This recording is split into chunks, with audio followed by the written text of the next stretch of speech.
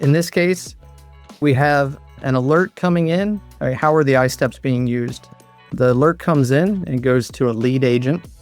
And the lead agent is the one that is planning the investigation and is aware of all the iSteps in our library, and it can select and sequence those.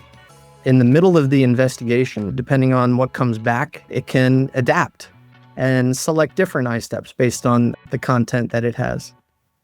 All of that goes into then, once we've kind of run that investigation down with all of the steps in the process, goes to a report that a person can look at along with the tailored recommendations that we make for further next steps they could take or response actions.